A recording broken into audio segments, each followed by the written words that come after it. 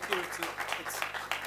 Thank you for that lovely introduction, and it's a pleasure being here and finally having the privilege to meet Professor Alan Wolf, whose work I've admired and learned from over the years, and to encounter the good folks at the Boise Center, and to be back in Boston. It's such a beautiful afternoon outside. You're courageous to come in and give up the remaining sunlight. There will be no more sunlight until June of 2016. But in any case, it's a pleasure to be here. I spent much of the morning at a wonderful cafe in Brookline, great coffee shop, like the Four something. Somebody know that coffee shop? Awesome. Right across from the Israel bookstore. You know that bookstore? Anyway, I was on such an amazing caffeine buzz and having such a wonderful time in the sunlight that I rewrote a lot of this lecture. It's not going to be any longer than 50 minutes, I promise. Or I hope it will be the case, and probably don't hope as much as you do. But I will be kind of looking around at a very complicated series of notes that I've made to myself as we journey together through what I hope you will find to be a fascinating year in the life of Dietrich Bonhoeffer in his journey from a golden child of the German Bildungsbürgertum, the upper educated middle class of the neighborhood of intellectuals, artists, industrialists called the Berlin Grunewald, to a member of the German conspiracy who prayed for the defeat of his country and who blessed the work of conspirators in their plot to assassinate Hitler. There was a time, just to get things started, in American public life, when theologians and scholars of religion took part in the critical issues of the day.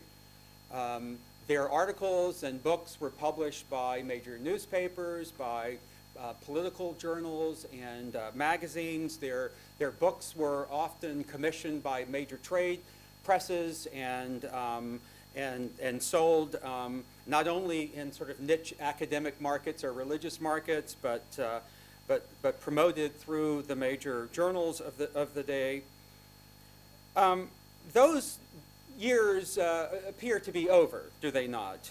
And I think of some of us, long for those golden years of the public theologian. Not everyone misses them. One of my former teachers, Richard Rorty, in a response to a fairly complicated and esoteric lecture on postmodern theory and religion, said and ended up writing that I just keep hoping that theologians will all go away. But this is not to say that theology as a discipline has become obsolete. I met this afternoon with brilliant young theologians. The applications are up. The Guild is thriving. This university has just sent a very talented young theologian to join us at UVA in the Religious Studies Department, Nicole Flores, if any of you know her. Still, the public theologian has become a rare bird, and in any case, the sound bites of the religious celebrities are preferred by the right and by the left, I should add, to the ruminations of the teachers who insist on slowing down speech, on delineating nuance, on drawing from ancient historical sources, and exercising a certain reticence when necessary. The forecast, in any case, for a secular America made amidst the social crisis of the late 1960s did not play out to script. In fact, I would suggest that theology matters now more than ever. and it will not do to wish that we all go away, even though I often wish that as a theologian in the Guild, as inevitable or desirable, I should say, as that may be to some.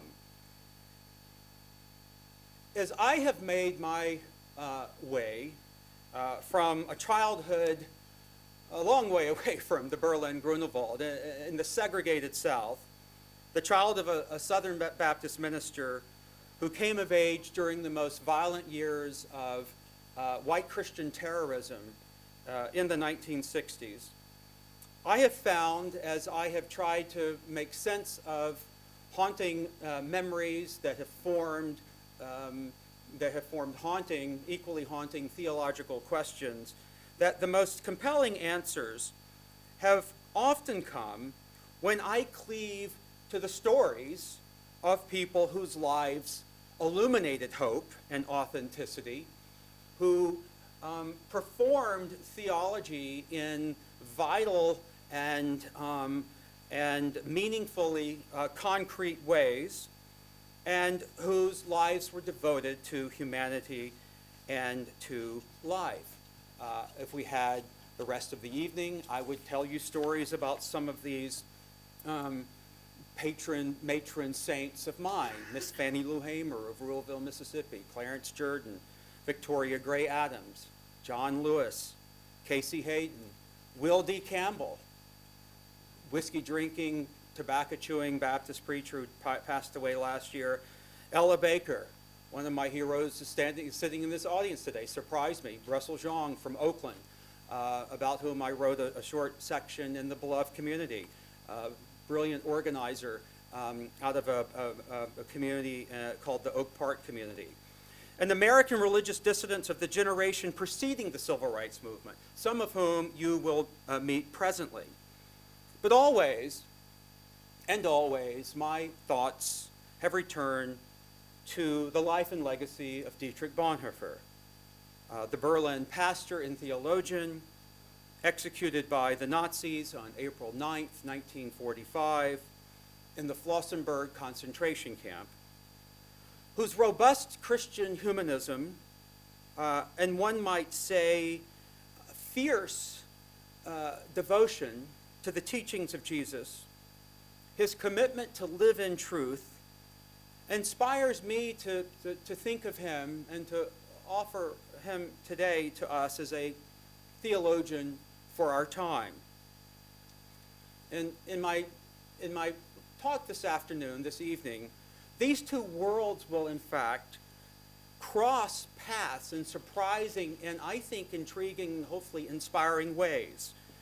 The story of Bonhoeffer's journey to reality, as one of his relatives later described the narrative arc of his life, and the radical prophets and activists who scholars have learned only recently framed his American year as one of profound growth and imaginative renewal. So please join me on this journey as we revisit tonight Bonhoeffer's life and legacy in the context of his first and his longest trip to the United States, 1930-1931.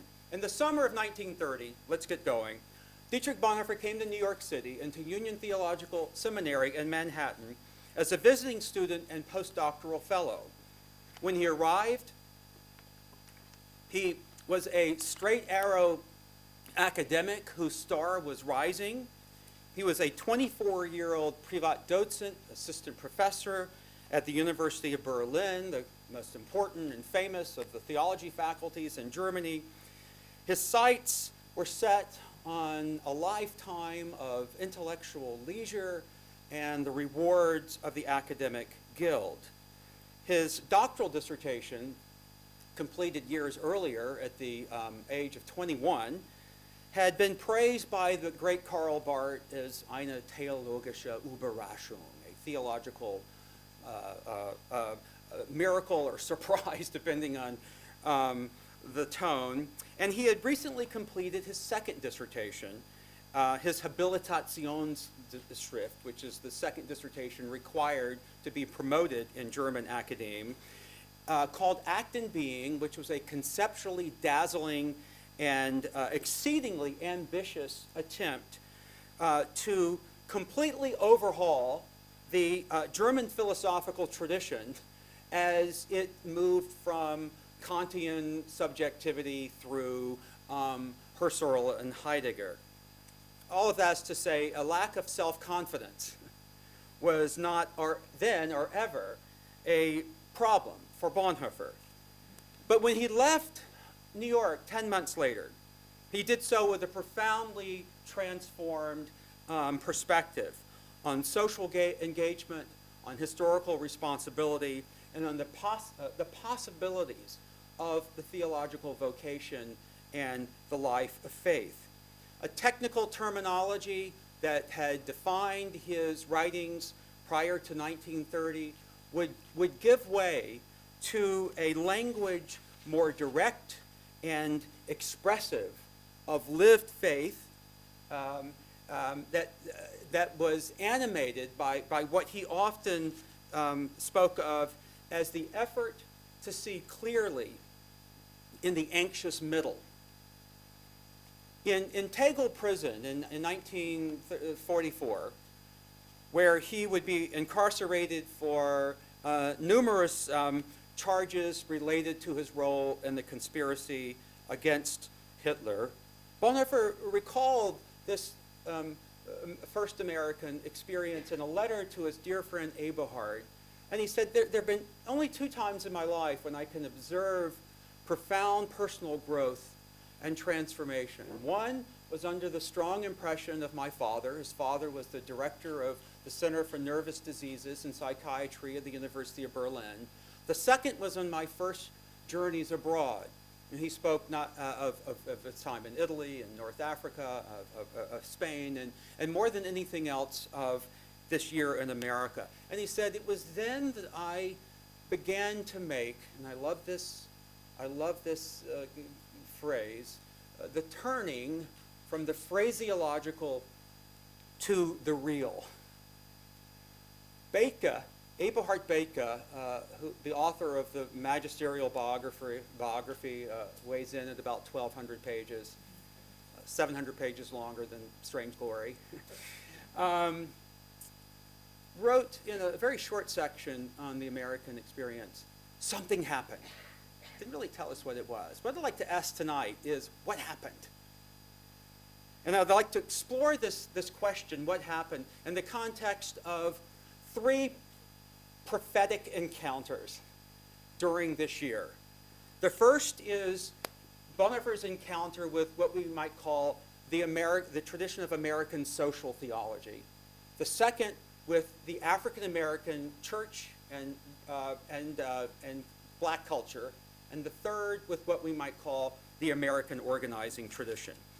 Let's take, before we jump in, a brief inventory, okay, of Bonhoeffer's life on the eve of his first visit to America. Looking at his notes and his letters, as I was able to do in the beautiful Staatsbibliothek, where Alan may have worked some years ago in Berlin, you might draw the conclusion that he expected the year in America to be another chapter in his charmed life. He certainly did not think he had anything to learn theologically in the New World. He regarded American theology as nothing more than William James's pragmatism kind of applied to Protestant congregational life, and maybe he was right about that. The scholar Clifford Green, who lives and works here in Boston, if you indulge me one kind of pedantic moment here, draws our attention in trying to answer this question to an intriguing passage that we find in Bonhoeffer's second theological examination at Berlin before he came to the United States. The examination had asked him to find interesting scriptural passages for a Bible series, a series of preaching on God's path through history in the church. And Bonhoeffer turned his attention and found quite revelatory those first few verses of the Epistle of Hebrews, which describe the great story of faith and culminates the saga of faith from creation to the first martyrs in chapter 11 with this verse, therefore, you know this verse, since we are surrounded by so great a cloud of witnesses. Certainly this verse would come to have great importance to Bonhoeffer as the American year unfolded. And he would write to a good friend in Berlin 5 months into his year that as he experienced a new country, an unfamiliar culture, the strange and to him altogether exotic, bewildering kind of religious landscapes of America, that he realized that he was searching for a cloud of witnesses. In the 12 courses Bonhoeffer took as a Sloan Fellow at Union, he focused on philosophy of religion, theology, and social ethics. But while the subject matter was familiar, the institutional context was altogether unlike anything he was accustomed to in Berlin, and he was decidedly underwhelmed. What was he to make of a religious culture in which, he said, people fashion their ideas of God the same way a man might order a car from the factory in Detroit? The students, he said, more to the point of his observations, the students here, on average, 25 to 30 years old, are totally clueless. They are not familiar with even the most basic questions of Christian dogmatics. They can become easily intoxicated with liberal and humanistic phrases. They talk a blue streak, but often without the slightest substantive foundation. Railing against the Christian fundamentalists, he said, seemed to be the Union students' favorite pastime, Bonhoeffer said, and yet basically most of the students I've observed here are not even up to the level of the Christian fundamentalists. Everyone just blabs away so frightfully, he noted. There is no theology in America. He noted with astonishment that he occasionally heard students, seminarians preparing for the Protestant ministry, ask whether really one must preach about Christ in order to be a minister. Bonhoeffer noted it's come to this, that this Protestant seminary has forgotten what the Christian faith in its very essence stands for. He felt that this was more broadly true of American Protestant culture and the whole franchise of liberal Protestantism as a whole. The principal doctrines of Christian dogmatics are in utter disarray. And in America, it would appear that it's possible to enter the ministry without having a clue of what one thinks about God. This is Bonhoeffer's first observation. And yet, amidst all this sort of theatrical hand-wringing and I think drama that is sort of part of his personality, I don't want us, and I don't want you to lose sight of an important fact, that prior to coming to America in Berlin, Bonhoeffer had fallen into a melancholy state in his academic life. His best friend at the time, Franz Hildebrand, assured Bonhoeffer with a kind of homegrown irreverence that there's nothing better to report about Berlin than what you're reporting in America. And Hildebrand went on to recount how one markedly inferior professor named Professor Schwebel had recently treated the students to a completely muddled and annoying discourse on the merits of the Hohenzollern dynasty and on the spirit of obedience in faith and of the discipline of patriotism. Bonhoeffer had written in his notebooks prior to his journey to America, the air is closed and stuffy in Berlin. You look at his notebooks and it's like he's having a sense of claustrophobia and that the air has grown thin. And moreover, as a as a postdoctoral graduate student, teaching fellow, teaching in the theology department, his life really amounted to little more than, as he said, grading excruciatingly dumb research papers. Such observations fueled throughout his life Bonhoeffer's frequent desire to run away. And you see in his character, I think, a profound restlessness. And he might have gone back to Italy, where he spent a wonderful 6 weeks completely enchanted by Italian Catholicism during Holy Season. He might have gone back to Spain or to Northern Africa. He might have gone to India or to Palestine, as it was his life's hope to do.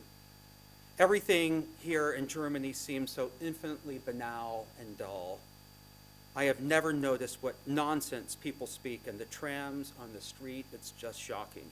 All of this is to say, Bonhoeffer's critical, agitated remarks suggest that he had grown impatient with what he found constraining, not only in the life of academic and intellectual work, but that the kind of a feeling of malaise in Germany had reached a kind of had become a kind of enervating weight. And so he came to America. American social theology. In the fall of 1930, as many of you will know, Union Theological Seminary in New York was the flagship institution of Protestant liberal thought in North America. The student body in 1930 was more diverse than it had ever been, and it included African Americans, Asian Americans, women, and poor whites from the urban North and the rural South. Among a faculty of nearly 40, no one represented the uniqueness and the vibrancy of progressive Protestant thought more than the indefatigable Reinhold Niebuhr, still only 2 years away from his pastorate in inner-city Detroit. Reinhold Niebuhr, the great dramatist of theological ideas in the public square, for whom probing analysis of the contemporary political and social situation was as important as, if not more so, than parsing sacred doctrine, for whom concrete engagement in the social order was a foremost responsibility for the person of faith. Bonhoeffer had never seen anyone like him. In the concept of Christian realism, which Niebuhr was working out in his seminars and lectures during that very year, 1930-31, and which would set the sort of the thematic framework for Niebuhr's landmark work, A Moral Man and Immoral Society, that was published in 1932, Niebuhr spoke the sobering truth that there will never be any final escape in historic existence from the contradictions in which human nature is involved. Niebuhr's honest assessments of power and justice would strike a chord with people of faith and people throughout American public life searching for a way beyond liberal idealism and Victorian quietism. By the time, so let me just say one quick thing about Niebuhr. Niebuhr was at his best when analyzing the structures and the behavior of political systems and offering theological interpretations of events as a basis for common action for a wide audience. He was one of the great public theologians of the day. In aspiring to greater public relevance, Niebuhr tended to communicate his ideas in a manner that left his theological commitments unspoken. the public theologian he understood would inevitably be misunderstood at times, as would de Merle's on doctrine's finer points. But Niebuhr resolved nonetheless to be a circuit rider in defense of the Christian faith in a secular age, while also making common cause with progressives in responsible action throughout the various fields of social and political engagement. In an interesting autobiographical essay, Niebuhr would say, you know, I've never been very competent in the nice points of pure theology, and I must confess that I have not been sufficiently interested heretofore to acquire the competence. Bonhoeffer took courses with Niebuhr in both semesters, and while he found the courses intriguing, particularly Niebuhr's ethical viewpoints in modern literature that introduced Bonhoeffer to the writings of James Weldon Johnson and W.E.B. Du Bois, Bonhoeffer found Niebuhr's views positively bewildering. One day after class in the first semester, Bonhoeffer went forth directly to speak with the professor, and he asked, is this a seminary or is it a training center for politicians and activists? And he did not mean that as a compliment. Niebuhr might have taken it as one. But Niebuhr was equally perplexed by the erudite and supremely confident Lutheran from Berlin. And as you know, Reinhold Niebuhr was not one to shy away from a good debate. When Bonhoeffer asserted in a term paper he wrote for Niebuhr in that first fall that the God of guidance could be known only from the God of justification, Niebuhr responded sharply, your doctrine of justification, I know that it's very Lutheran, but it has no ethical dimension. It is overly abstract. He wrote in the margin, there is no ethical dimension in your notion of justification. It has no bearing on the concrete here and now. And Niebuhr pushed Bonhoeffer to think more realistically about the ethical content and significance of this God of justification. In making grace as transcendent as you do, Niebuhr said, I don't see how you can ascribe any ethical significance to it.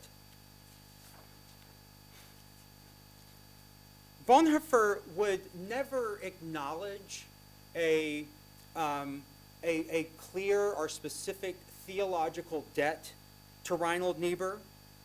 He worries that Niebuhr's theology lacked confessional richness, and these worries were basic and I think well-founded. The two, however, would stay in touch over the next decade.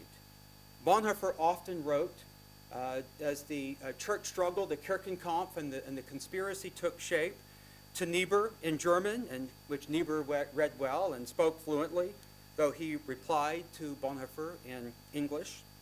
When in the summer of 1939, Bonhoeffer found himself at a fateful crossroad, Niebuhr would offer him refuge in New York and hastily put together a professorship or a series of positions that would have given Bonhoeffer a way of living safely apart from the great masquerade of evil that was unfolding in Germany. And yet, I think that it's correct to say that Bonhoeffer was fundamentally transformed by what we might call the spirit of Niebuhr's public theology, and by the exemplification of a theologian who engaged the social order with civil courage and ultimate honesty, two Niebuhrian terms which would become terms in Bonhoeffer's ethics and later writings, who insisted that the enterprise of theology engage the concrete concerns of the present era. I think, for example, when you hear Bonhoeffer use the phrase costly discipleship in what's probably his best known book outside of academic audiences, The Cost of Discipleship, you are hearing echoes of Niebuhr's margin comments in his Union paper. Your doctrine of justification does not have an ethical consequence. And Bonhoeffer would write in the very first pages of Cost of Discipleship, justification without obedience is cheap grace. Costly grace is understanding that justification and that the grace of God is a grace that forms and compels new patterns of life and ethical behavior.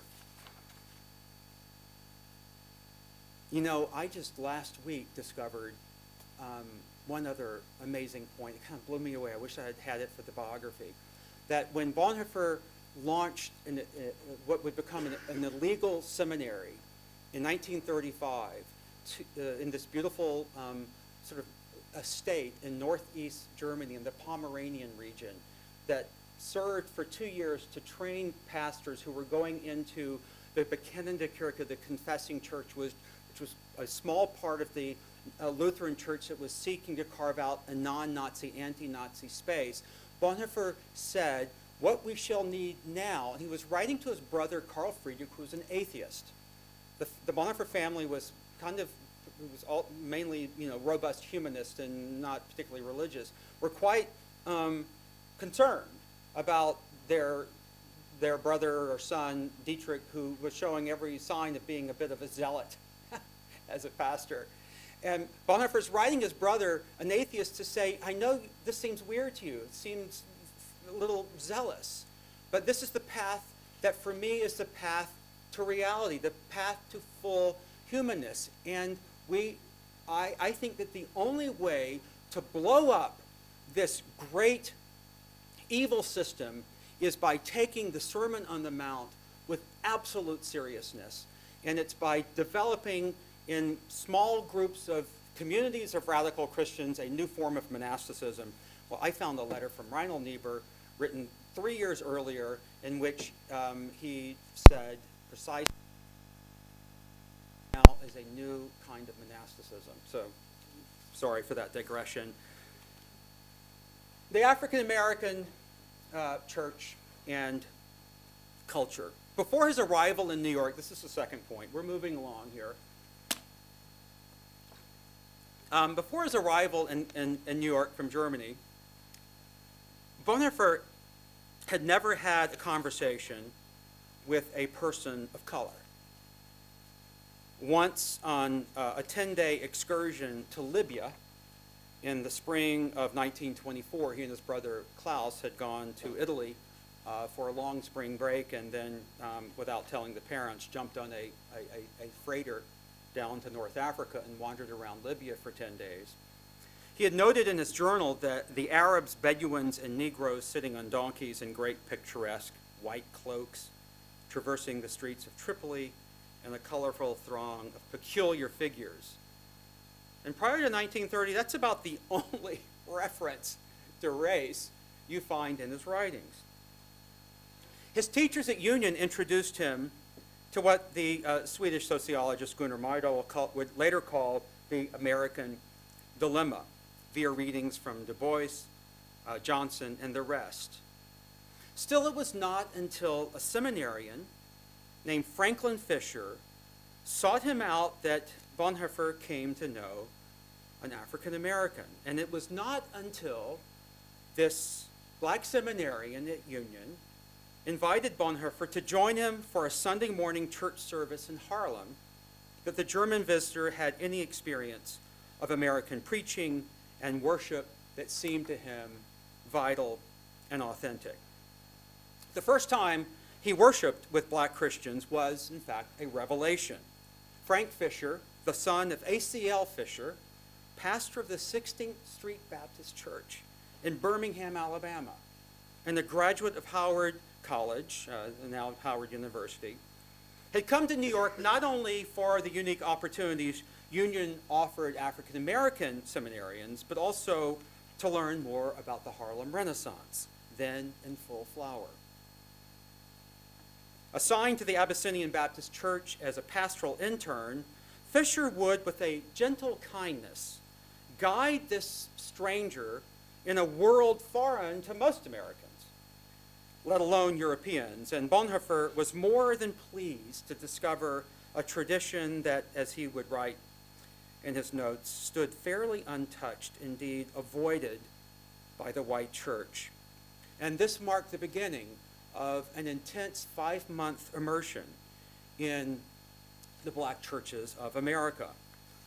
Bonhoeffer would write to his family, "Through my friendship with this Negro student, I'm meeting every week with a group of boys and also visit them in their home of what he understood as one of my most important experiences in America." In fact, he would begin teaching a children's Bible study, a Bible study for women in the church, and on one occasion, the great Adam Clayton Powell Sr. invited Bonhoeffer to preach, and he yielded the pulpit, which is a remarkable compliment to this young German. Alas, the transcript of that sermon is somewhere in the dustbins of history. I spent a lot of time looking for it.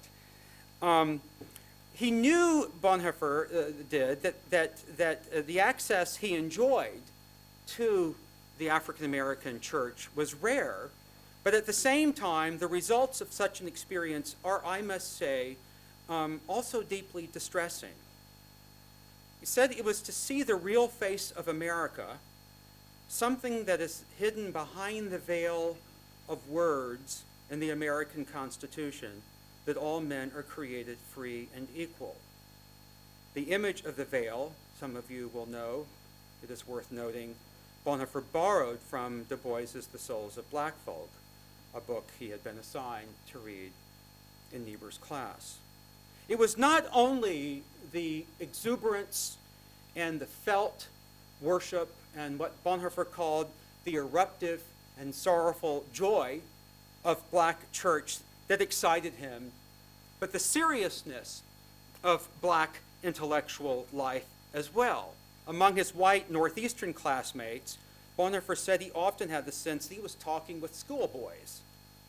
But his conversations with Frank Fisher and with other Negroes and East Asian students, though in one way entirely new, were in another profound sense reminiscent of exchanges in Berlin-Grunewald, the ideas percolating with intensity, with concentration, with verve. Bonhoeffer said the reigning atmosphere of white Protestant culture in America produces inordinate confusion and lack of clarity, and it always leaves me feeling depressed. But my Negro friends proved to be never for a moment boring. It really does seem to me that there's a great movement forming, and I do believe that the Negroes in America will still give the whites here considerably more than merely their folk songs.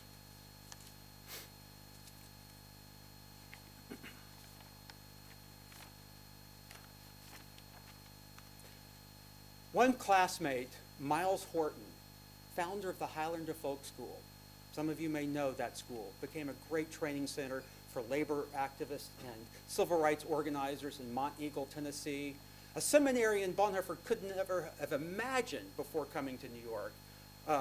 Poor white from eastern Appalachia who grew up in situations, that were unforgivably marked by James Agee and Walker Evans and Let Us Now Praise Famous Men, who would later write in a great memoir called The Long Haul, that the only reason he ever got accepted to Union is because the seminary was looking for a token hillbilly. Miles Horton recalled an exchange that he had with Dietrich on a Sunday morning after he had just returned from morning services at Abyssinian. He said Bonhoeffer was talkative and excited, and I'd never seen him quite like that, and instead of going to his room, where he usually preferred to go, he asked me to take a walk down Riverside Drive and described the preaching with excitement, sometimes speaking German, and audience participation, and especially the singing of the spirituals. He was very emotional and did not try to hide his feelings. It thrilled him to hear the church people respond to the sermon with punctuating amens and hallelujahs. He said it was the only time he had experienced true religion in the United States, and he was convinced that it was only among this particular counterculture that there might be any real religion, any authentic Christianity in the United States. One more point on this, and then we'll turn to the final section. Not to be overlooked is that this year of Bonhoeffer's immersion at Abyssinian also marked an important year of growth and change in the life of the distinguished senior pastor, Adam Clayton Powell, Sr. When I was doing research at the Staatsbibliothek in Berlin, it moved me greatly to open up one of these newly obtained boxes of archival documents that had been given to the city library by family, and to see that this box labeled America had an enormous file of clippings on all aspects of American race relations, of lynchings, NAACP reports, and particularly of black sermons and the black homiletical tradition. And it included a small little unpublished memoir by Adam Clayton Powell, Sr., called Upon This Rock. It'd be great if someone would reprint that. Powell had been the senior pastor of this historic church since 1908, eloquent speaker and skilled administrator. But as the Great Depression swept over his Harlem parish, he was inspired to a new self-understanding as a pastor and a citizen. In this short book, Upon This Rock, Powell said that he began to think differently about Jesus. And he said, I began to imagine Jesus no longer, this is his phrase, as only a transcendent reality, powerful but inaccessible. But as one who wandered the streets of Harlem, homeless and poor, who shared the struggles of the distressed as friend and counselor. 3 years later, Bonhoeffer's last lectures at University of Berlin before he lost his teaching position because of the Nazification of the faculties. In lectures about the doctrine of Christ, he would propose a notion called the Christological incognito. The idea that the presence of Christ is found in places of exclusion and distress, in places that subvert our, prevailing notions of deity and of divine power. And I think that he was speaking directly from his months of listening to Powell preach. Okay, so I have to say this before we turn to the third point, and maybe you can ask me about this in Q&A. But the spring of that year, in April 1931, Bonhoeffer decided that he didn't want to go back to Germany early. The semester ended at the end of April, that he wanted to see America. So with two fellow Europeans, both of whom had been visiting students that year, Erwin Zutz, a Swiss, and Jean Lasserre, a Frenchman, he borrowed an old car and passed his driver's exam. It took him 4 times, but he finally passed his driving exam. Apparently he bribed the New York City driver instructor with a $5 bill and finally passed to take a road trip and across country.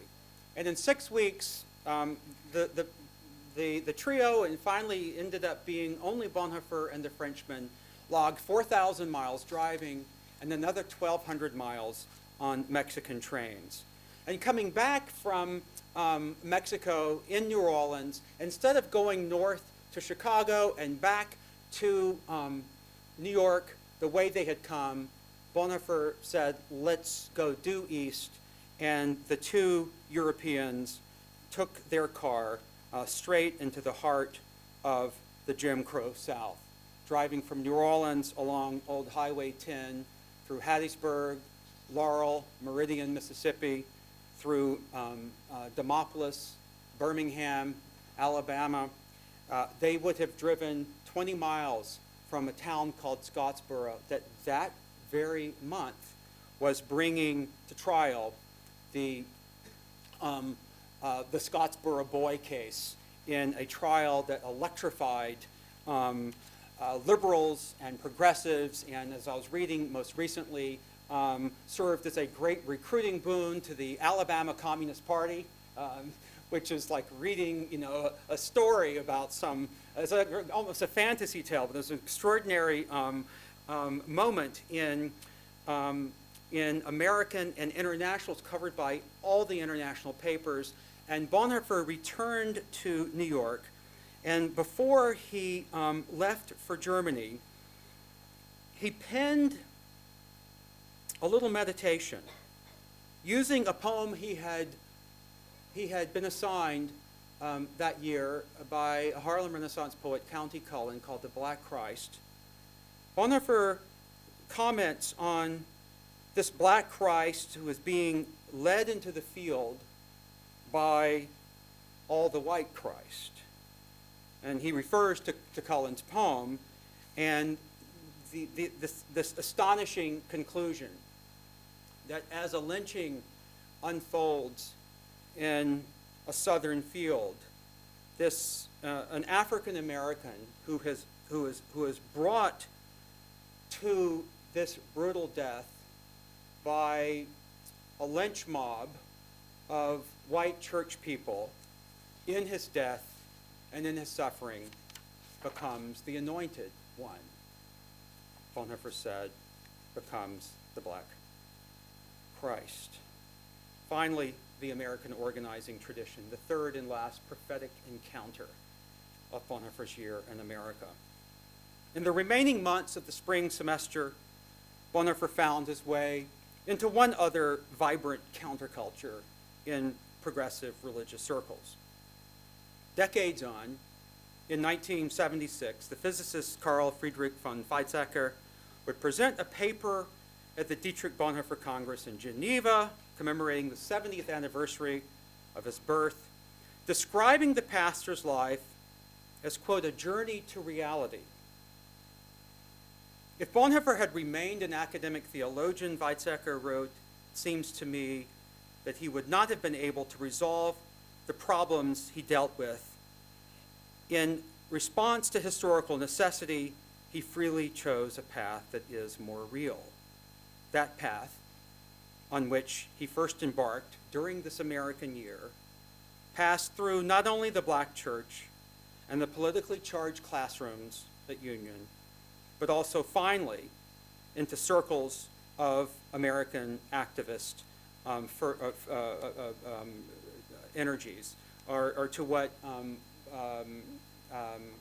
my former teacher Richard Rorty spoke of as the old reformist left. So that by the end of the year, the real had achieved almost the status of a sacrament. It was among Union's faculty and students that Bonhoeffer first encountered the scholarly activist cohort. Through these associations, he would visit the tenement ministries of New York, engage with the Women's Trade Union and the Workers' Educational Bureau of America, taking notes on the labor movement, poverty, homelessness, crime, and the social mission of the churches. He met with officials at the American Civil Liberties Union, which, after its founding in 1920, had focused mainly on the rights of conscientious objectors and on the problem of resident aliens, protecting resident aliens from deportation. He would write to his brother, Carl Friedrich, that we will need an ACLU in Germany. All had connections with religious thinkers, Reinhold Niebuhr foremost. He's everywhere in this story. Since his arrival at Union, just to bring this point home one final time, in 1928, a cadre of social reformers had turned to Niebuhr for moral and financial support, which time and again he had provided generously. Without his inspiration and his practical assistance, these movements might not have existed or succeeded to the extent that they did. Niebuhr's encouragement, as well as his concrete help, he was a very skilled fundraiser and organizer, are evident throughout the letters and exchanges with members of groups dating to this remarkably fertile period of American social theology. Most of these men and women of the American organizing tradition, the ones Bonhoeffer met both at Union and in his travels, were earnestly seeking the building of the kingdom of God on earth, and thus were working in some fashion in the spirit of the social gospel movement. And while these champions of the social gospel hardly had time to sift through the implications of Niebuhr's emerging Christian realism, they would have understood that he had moved beyond such liberal hopes and aspirations and such utopian visions. I think it speaks to Niebuhr's sensitivities and wisdom and his kindness, that even as he rejected as naive optimism many of the suppositions of the social gospel, that the age of perpetual peace and that the kingdom of God were coming in full through our labors in the community, in the fields, in the cities, Niebuhr still embraced the social gospel movement's transformative energies and never discouraged idealism among the grassroots, admiring the intent of these visionaries, if not their own understanding. Bonhoeffer's personal knowledge of the American organizing tradition, however, came more directly through two largely forgotten teachers at Union, one Harry Ward and one Charles Weber. And it also deepened in friendships with classmates whose social imaginations had been excited by the this sort of emerging vision of beloved community. Let me say a word about Charles Weber. A Methodist minister, professor of practical theology, and radical socialist, Weber hailed from a small town in Michigan. He would become known to friends and foes alike as the chaplain of American organized labor. His book, titled, don't all run out and buy it, A History of the Development of Social Education in the United Neighborhood Houses of New York City, though unlikely summer reading, was devoured by Bonhoeffer in New York. Weber was himself a skilled and tenacious organizer. His involvements were extensive. In the 1930s, he held leadership positions in the Industrial Fellowship of Reconciliation, the Upper Mississippi Waterway Association, and the Amalgamated Clothing Workers of America, based in Richmond, Virginia. Weber's course that Bonhoeffer took, called Church and Community, resembled what we often call today a service learning initiative, but it was much more than that.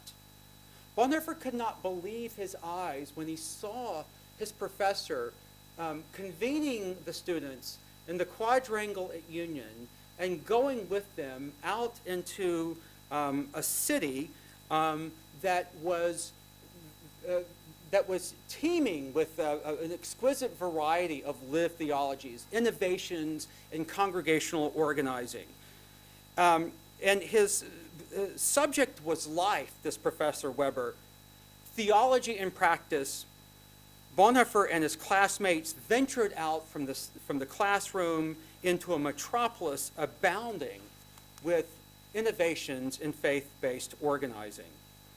Bonhoeffer would write, "In connection with a course of Mr. Weber's I paid a visit almost every week to one of these character-building agencies. We went to settlements, to the YMCA, home missions, cooperative houses, playgrounds, children's courts, night schools, socialist schools, asylums, youth organizations. We visited members of the National Association for the Advancement of Colored People. That a professor would lead such efforts was nothing short of astounding to one accustomed to professors at Berlin, bunkered down in their offices in the theology faculty near the Hegelplatz. Bonhoeffer would get deep into the weeds, visiting the National Women's Trade Union and the Workers' Educational Bureau of America, studying labor problems, selective buying campaigns, civil rights, restriction of profits, juvenile delinquency, and the activity of the churches in these fields. In proposing solutions, Weber drew on models and insights gleaned from the Southern Tenants Farm Workers Union, the Delta Cooperative, and the British cooperative movement, with whom he personally had worked. He introduced students to officials, as I said, from the ACLU and to other radical organizations. These were transformative encounters. Before that year, Bonhoeffer had rarely discussed politics. And when he had, it was mostly in response to his brothers, radicalized by the Great War, who never missed an opportunity to butt heads concerning the finer points of the Weimar government or the morality of its democratic reforms. Bonhoeffer's friend Helmut Rüssler had once complained of Bonhoeffer's inclination to escape into the ethereal world of comprehensive ideas and thus avoid the muck, the murk and mist of boiling hot politics. Indeed, there is not even mention in Bonhoeffer's notes or letters of what was the lead item in the New York Times the day of his arrival. Fascists make big gains in Germany. But as it turns out, his querulous suspicion of God-deprived, theology-deprived Union Seminary softened in the course of his interactions with, as he would put it, the contemporary representatives of the social gospel. He would come to regard the sobriety and the seriousness of this generation as irrefutable, as well as determinative for me for a long time to come. And he would never drop his charge that Reformation Christianity already included the same concerns without repudiating historic theology, which repudiation he would continue to regard as undermining the social gospel position.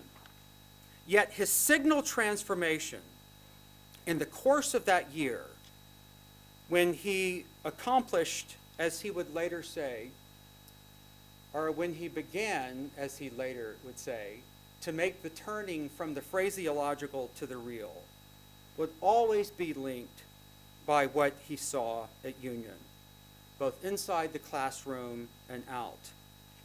There would be, for Bonhoeffer, no longer an escape from this awareness.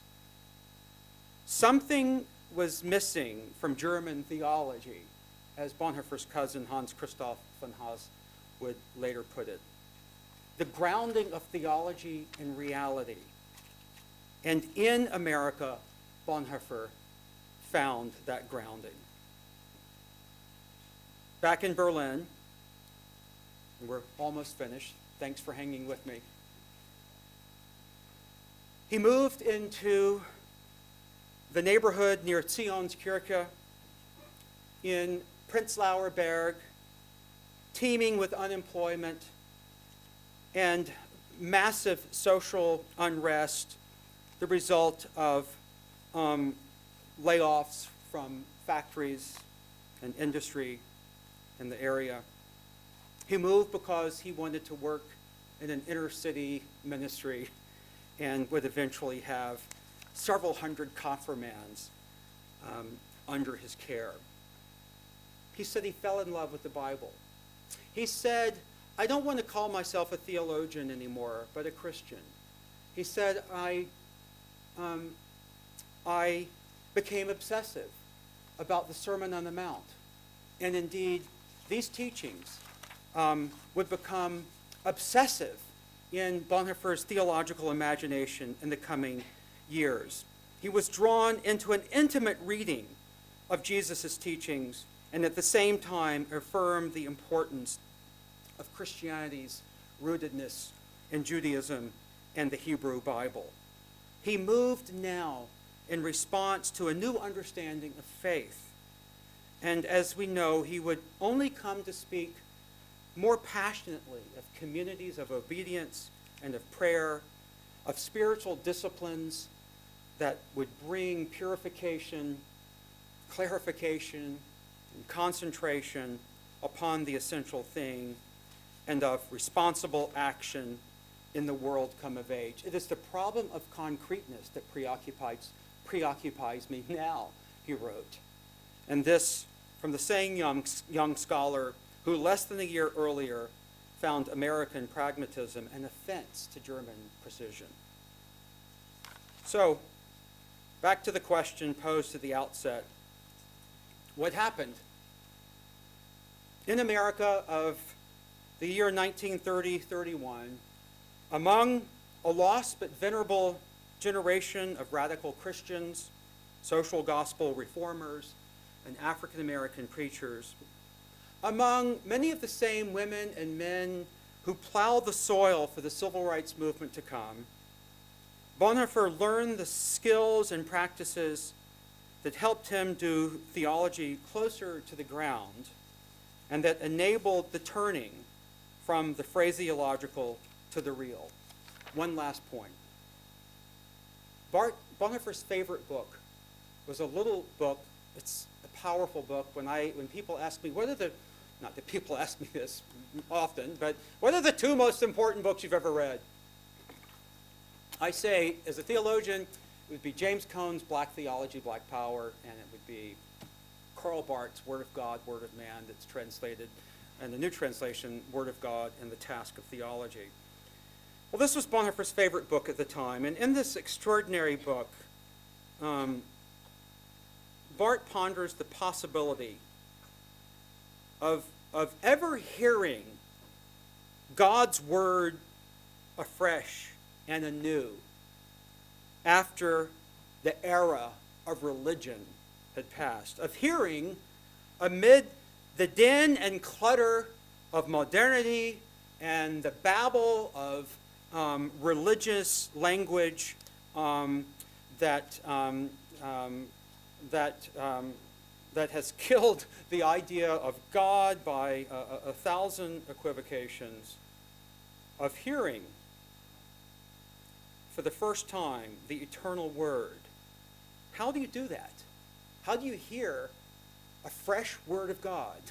How do you hear the Word of God spoken with authenticity and surprise and delight? Barth said that a century of hopes for enlightened self-expansion lay in ruins. The world had turned with disquiet, disorder, and distress in forms minute and gross, obscure and evident. Those keeping the faith, Bonhoeffer said, those wanting to keep the language of faith alive, often, take refuge in eternally green islands of security. Security he would call religious institutions or morality or the nation, pitching their tents in these lands of self-righteousness, of human-made morality and religion and nationalism. But true Christianity was always elsewhere to be found. It was always strange and unfamiliar. And Barth said, we must take the trouble to go off far enough to hear the Word again. We must take the trouble to travel to new places. Well, Bonhoeffer now knew himself able to go that distance because, as he said at the end of this year, I heard the gospel preached for the first time in the Negro churches of America. So thanks for bearing with me.